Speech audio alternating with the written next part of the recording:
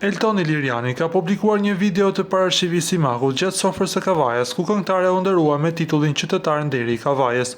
Ai gjatë videos tha: "Parashikimi Simaku është gjithmonë kënaqësi të kem pranë.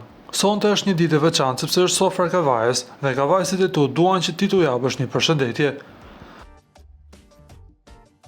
Në fjalën e saj, Parashivia tha: "Është bërë gati një vit që kur dëgjova Fisnik Qosjen, një djalë aq i hishëm, si zogju trembur, mori Eltoni Lirianin dhe i tha: "Çfarë të bëj për Parashivin, të lutem? Më thuaj."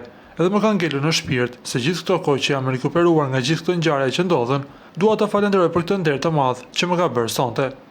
Të falenderoj me gjithë shpirtin që më dhe mundësinë të tregoj që jam kavajse, sepse mund të nxjerrësh Parashivin nga Kavaja, por nuk e nxjerr dot Kavaja nga Parashivia. Jam me ju me gjithë zemër, me gjithë shpirt."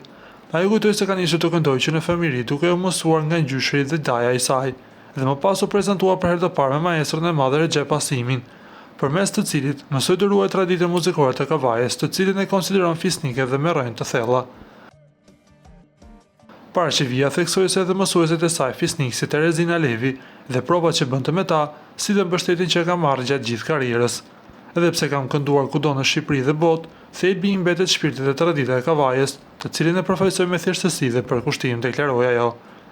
Parashikimi Simaku përfundoi: "Guri i rënd në vend të vet, themi ne, kështu që unë akoma jam kavajsja, pavarësisht sa kam kënduar kudo, në Shqipëri, në botë dhe këtu. Gjithmonë kudo që shkoj përfaqësoj Kavajën me atë thjeshtësi, me atë ndershmëri, me atë kënaqësinë që i ka dhënë kënga popullore të gjithë shqiptarëve. Kështu që i qofsha fal, si të them, djepi që më ka lindur dhe rritur kavajse."